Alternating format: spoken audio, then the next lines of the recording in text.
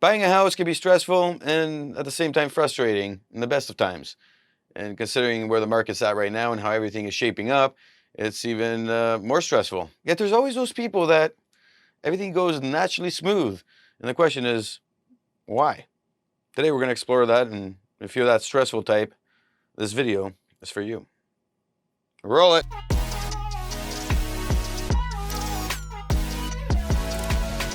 Welcome back to another video. My name is Nikos. This is mentorsapproach.com. We strive to make a video each and every week to get you thinking and moving in the right direction. So hit subscribe.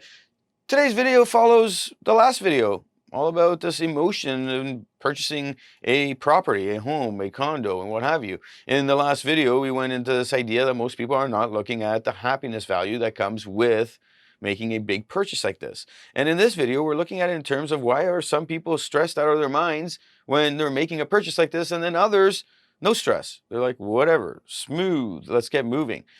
And why is it that we're allowing ourselves to be in a state of negativity through this whole process? It should be a good experience overall. So we're going to take a step back and look at it in the perspective that we see when we're coaching people, and how we've come up with this idea of why this video is needed. And it's needed because we want to get people to come back and watch this video whenever they're going through stress, so they can start thinking through different things. And when we do our coach calls, it's going to just be easier to go through the different aspects that we're going to be approaching. And what generally happens, one, we're working with people that will either call us or email us and say, hey, we need to talk about XYZ situation in purchasing a property. And then we'll go through that situation and figure out where is the whole emotion of making the right decision at the right time. And you see this progress go from really bad to something better, and then to a state where they're in a comfort zone to make that decision. On the other hand, we have people who have been helping with business and their careers and all the different aspects of making their life better when it comes to the professional side, and they're getting to a point where, hey, I want to kind of purchase something new and get into a new place, or hey, I got a family and now that business is doing better, I want to now upgrade. And we're looking at the market, and it's kind of like, what do we do?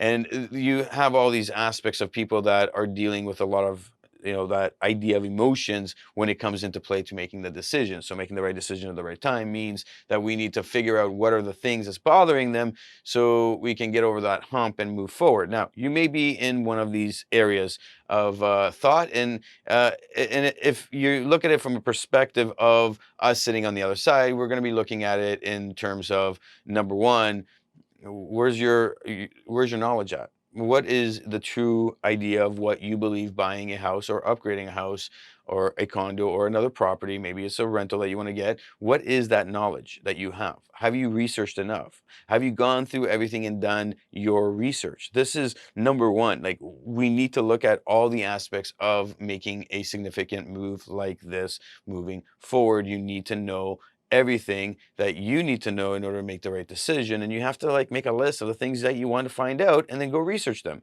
And from there, we want to start looking at it from perspective of what is it that we know for fact right now, and what is the future we got to look at, and how does that shape up? So what do we mean by this? This is step two. Do you know for 100% sure every answer to the questions that are going to come up? In most cases, we're having a conversation and people use the word I think or I feel. This isn't a place to do this. When you're preparing to buy a new property, you need to be able to say, I know. And you do that by doing the research first and then going and confirming a lot of it. For instance, a lot of people, when I ask them, well, what is your ability to buy? What's your mortgage, your pre-approval at? And they'll say, well, I think it's around this because we've been making this much money. And it's like, what does that mean? Have you gone to the bank? Have you gone to see a mortgage broker? Have you gone to really look at all the different opportunities of getting this mortgage? And what does that entail? Do you know what your down payment has to be? And do you know what your budget is on that? So that you know that when you go looking for a house, you are within that budget. Have you explored those options, and are you concrete on that? And you can't tell me that it's going to be the same a year later, because this is what's happened. A lot of people before the lockdowns went and were looking, and then the lockdowns happened, and it's like a year's gone by. Go redo this process, reach out to the people you reached out to, and make sure that all the terms of those agreements that you would be putting in place all are still the same, or what has changed. Now, if you're saying I think, then you're telling me what? You're going to go out and you're going to look at a house and you're going to be like, I think. Everybody's like, at this point, the way things are going is that you're competing with a whole bunch of people, and they're just throwing up more money and they're willing to bid and go up, up, up, up. Are you able to do that? And do you know your cutoff point? That's the question. And if you're saying I think, then you don't know your cutoff point. You need to know what your cutoff point is on the amount that you can actually purchase here. Secondly, running on that is, do you have a budget, a working budget moving forward? What is going to be your budget? What are the expenses that are coming with the property you're going to be buying? And how do you make sure that you will not be in a stressful situation? So a lot of people don't even look at the property tax. And I'm like, well, what's the average property tax you see when you're going out and checking the house prices, and what makes you feel comfortable and what doesn't? Crickets. It's another aspect of it. So I'm not saying that I'm not nitpicking on one or two things. I'm saying you got to look at all of these things and know what your budget is. You and your partner, you on your own, however you're buying this new property, you got to understand this. And if you're going into it for a rental, it's the same process, because you want to make sure that you are able to make a strong,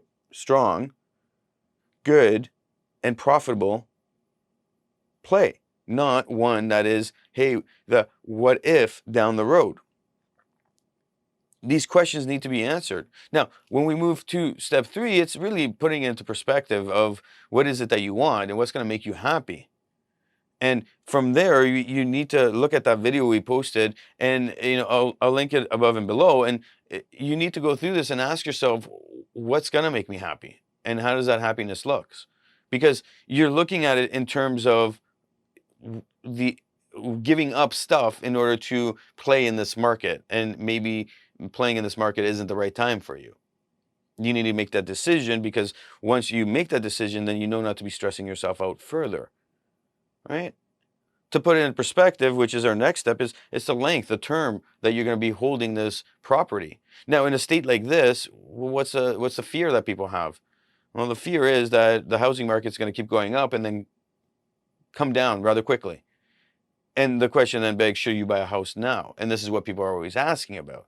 Should I buy it now? Prices are high. Well, if you're going to keep it for long term, does it really matter at the interest rate you're getting it? Well, you can calculate this, and you can sit down with your mortgage broker or your banker and whoever's giving you the mortgage, and you can look at this and say, is it worth it to pay more? How much more are you willing to pay based on what you can do with the opportunities that exist on, going back and figuring out all the details? So if you're saying I'm going to pay $100,000 over asking, and the prices have already gone up by 100 or so, and the bank's kind of like, well, it's kind of risky, then I think you got your answer on, short term, what's that going to look like? But long term, it's a little bit of a different story, especially when you're looking at it in terms of how you plan on growing through the next 5 years, 10 years. So if you're a family, are you going to have more kids? Are you not going to have more kids? If you're a new couple, are you going to have more kids? Are you going to have kids? Are you going to have more kids after of whatever you're expecting? What's the gameplay there, right? If you're looking at it from a rental perspective, again, same idea. What is this investment looking like, and how long is this investment going to be part of your portfolio? These are all critical questions, and these shape up the end result of you making a good decision or a bad decision, or at least one that feels like a bad decision. Now, if we rewind back to, the last collapse, what do we see? A lot of people lost their homes, and a lot of people struggled.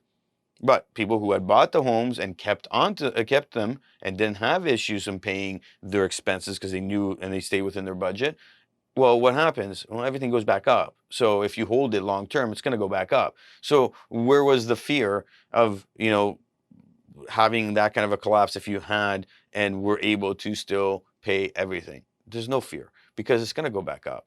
It's not like you're losing out.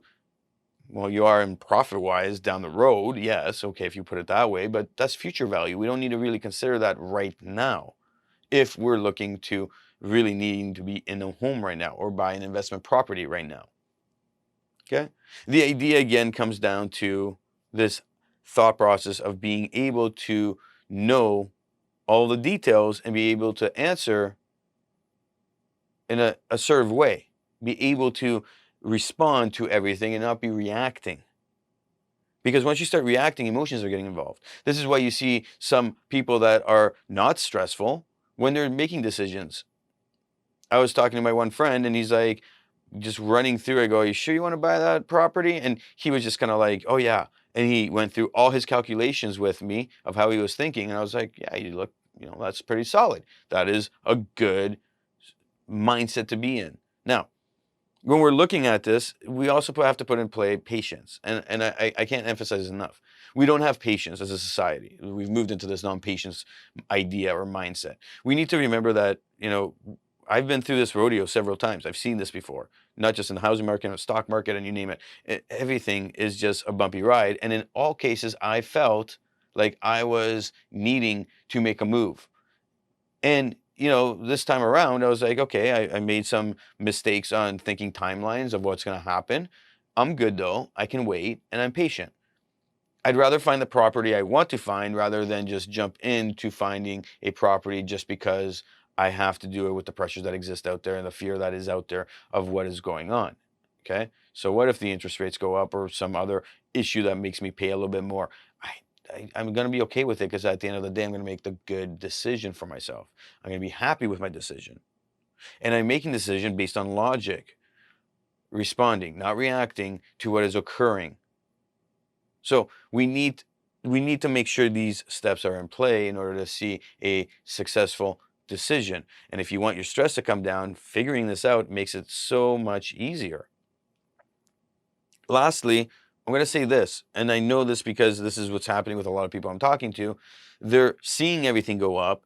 They know after they do all the research and they go and they talk to everybody and they make sure they're concrete on every question that's being asked, they will automatically, okay, when they realize this decision that it's too hard to like go purchase right now, they get in a spot where they either go in a depressive route or a sad route or a negative route, whatever term you want to use in this case, and they're like, I can't believe I can't afford something right now that I want. And then instead of focusing on what they can do to get to that place to afford it, they focus on the negative. And then this is where I want you guys to start thinking about the reality. Reality is that right now we're going through a big shift, and this shift will affect a lot of things. And I think we're not really aware as to how much it's going to affect us. But we've basically gotten a situation where when the economy finally, the reality of the economy comes to light, there's going to be a lot of changes coming, and you're going to see a lot of people that are struggling and a lot of people that are doing well, depending on where they're at with industries, places in life, you name it. And there will be opportunity. The question is right now, if you're identifying that I can't afford to be in the place I need to be, it's where's the opportunity and where's that going to be? And that's what I would be researching. The goal here is to put yourself in a better situation, a better place. Not tomorrow, but step by step over the next bit, maybe 3 months, 6 months, a year, so you get to where you need to be.